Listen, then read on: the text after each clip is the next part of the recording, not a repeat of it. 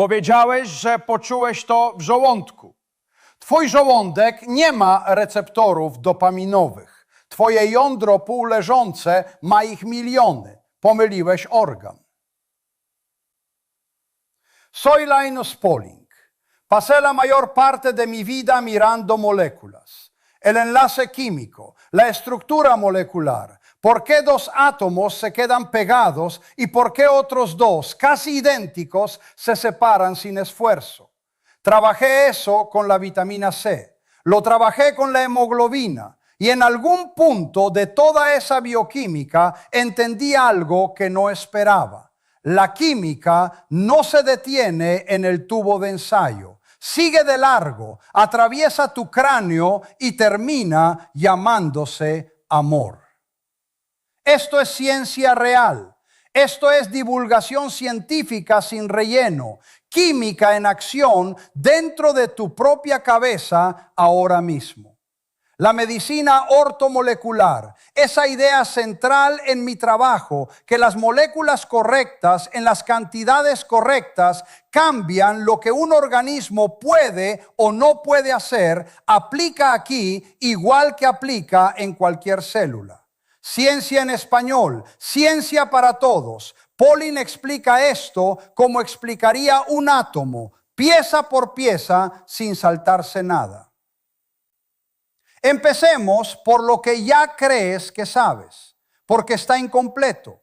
Y necesito que lo veas incompleto antes de que sigamos. Piensas, esto es oxitocina, la hormona del abrazo, la hormona del amor. Lo escuchaste en algún programa, en algún video, en alguna tarde de domingo. Pues bien, puedes inyectar oxitocina pura directo al cerebro de una rata y esa rata no se va a enamorar de nada. El experimento existe, la hormona llega y no encuentra dónde aterrizar. La carta llegó a una dirección que nadie recoge. Aquí está la parte extraña. Hay dos especies de topillos casi genéticamente idénticos. El topillo de la pradera y el topillo de los prados. Producen los dos cantidades parecidas de oxitocina. Uno se empareja de por vida, cuida a sus crías, defiende a su pareja como si fuera lo único que importa. El otro se apareja con el primero que encuentra y sigue caminando.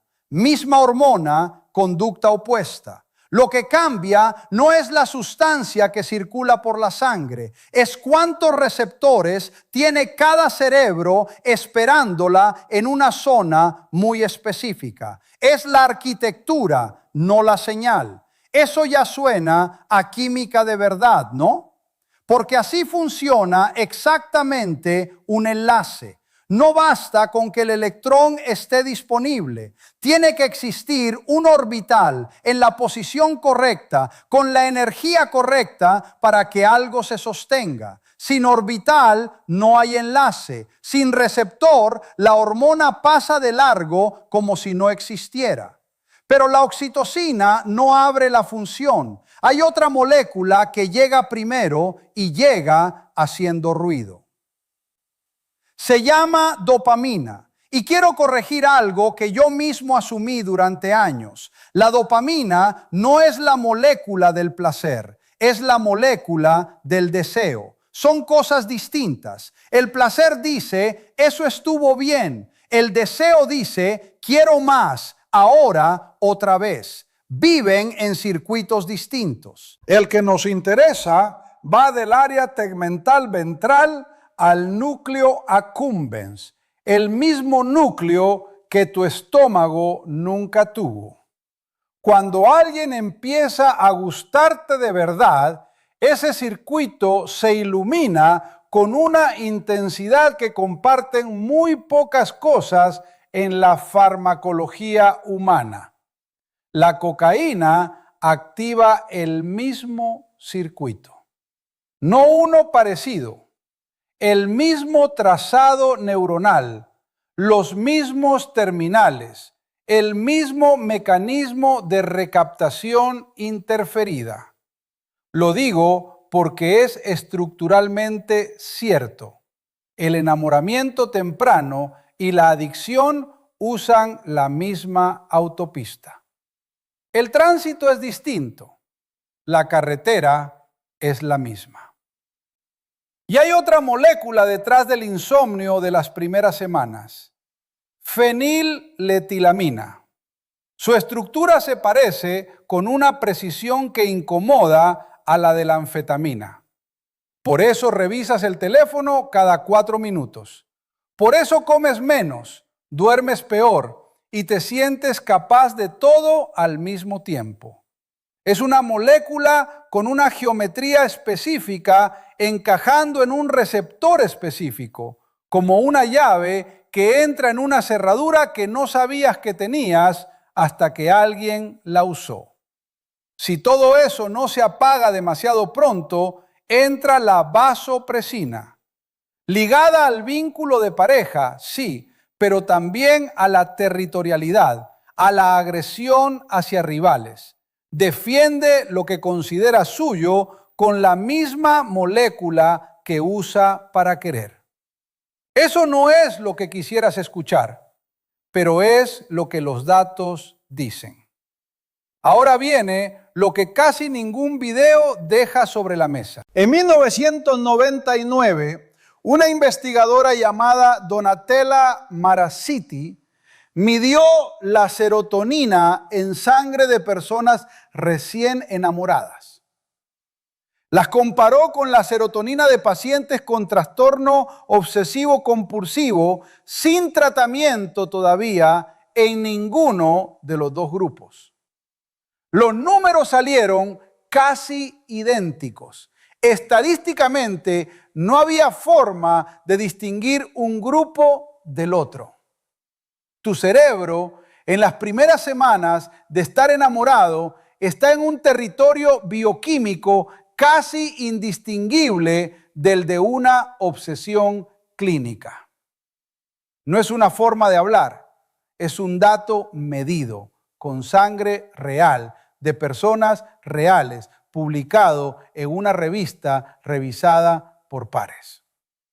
Cuando dices, no puedo dejar de pensar en ella o no puedo dejar de pensar en él, no estás exagerando para sonar romántico. Estás describiendo con bastante exactitud un estado neuroquímico que comparte mecanismo con algo que tratamos con medicación. En química conocemos bien este problema. Dos sustancias completamente distintas pueden dar el mismo espectro de absorción. Miradas desde afuera son indistinguibles, aunque por dentro sean cosas diferentes. El amor temprano y la obsesión clínica, vistos desde la sangre, dan casi el mismo espectro. La diferencia, si existe, está en algo que todavía no tenemos instrumento suficientemente fino para medir. Y eso no es una conclusión cómoda, pero es una conclusión honesta. ¿Por qué algunas especies evolucionaron para emparejarse de por vida y otras no? La respuesta no está en la cantidad de hormona, está en el cableado. Hay un gen llamado ABPR1A que decide cuántos receptores de vasopresina se construyen en una zona muy concreta del cerebro, el estriado dorsal. Las especies monógamas tienen variantes de ese gen que producen muchos más receptores ahí. Y esto no quedó en la observación de campo, se hizo en laboratorio. Tomaron un animal de la especie infiel, le insertaron la variante del gen de la especie monógama y su comportamiento social cambió. No tocaron el nivel de hormona, tocaron la arquitectura del receptor y la arquitectura sola reescribió la conducta. Vuelvo, sin poder evitarlo, a mi propio trabajo. Pasé décadas preguntando si la forma de una molécula determina lo que esa molécula puede hacer. Si la estructura de una proteína decide su función, resulta que la misma pregunta, exactamente la misma, aplica a la escala de un organismo completo. La estructura del receptor determina el comportamiento del animal. Es el mismo principio que estudié con el enlace químico, repetido en otra escala, con otros actores, con consecuencias que ningún libro de química orgánica anticipó. Dos catalizadores distintos pueden acelerar la misma reacción, pero producir productos completamente distintos dependiendo de cuál controla la geometría de transición. La vasopresina y la oxitocina actúan así sobre el comportamiento social. Misma reacción química de base, productos conductuales radicalmente distintos dependiendo de qué receptor domina en qué región. No es una metáfora que estoy forzando para cerrar bien, es la mecánica real. Lo que todavía no sabemos, y esto importa, es lo siguiente. Hay personas con niveles normales de oxitocina, vasopresina normal, receptores que aparecen normales en cualquier prueba disponible y que simplemente no forman vínculos estables. La variación genética en el receptor ABPR1A explica parte de esa varianza. No le explica toda.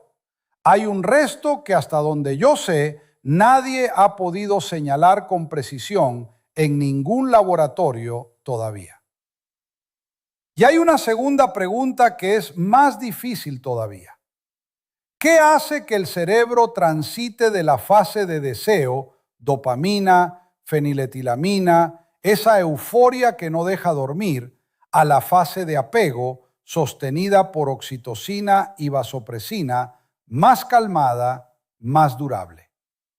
¿Es un interruptor que se activa de golpe o una pendiente que se recorre despacio? Y si es un interruptor, ¿qué exactamente lo dispara? No tenemos ese mapa con la resolución que sí tenemos, por ejemplo, para las fases del ciclo del sueño. Es un agujero real en lo que entendemos de nosotros mismos. No un detalle menor que se nos olvidó incluir. El mismo gen que en un laboratorio convirtió, sin tocar una sola hormona, a un animal infiel en uno que forma par estable, ese gen existe en variantes distintas en cada uno de nosotros y todavía no sabemos leerlo del todo. Dejo el modelo molecular sobre la mesa. No sé qué le falta exactamente al cerebro, que tiene todos los receptores aparentemente en su lugar y aún así no logra sostener un vínculo. Esa pregunta sigue sin respuesta y se va a quedar sin respuesta hasta que alguien en algún laboratorio encuentre la pieza que falta en el espectro. Miro.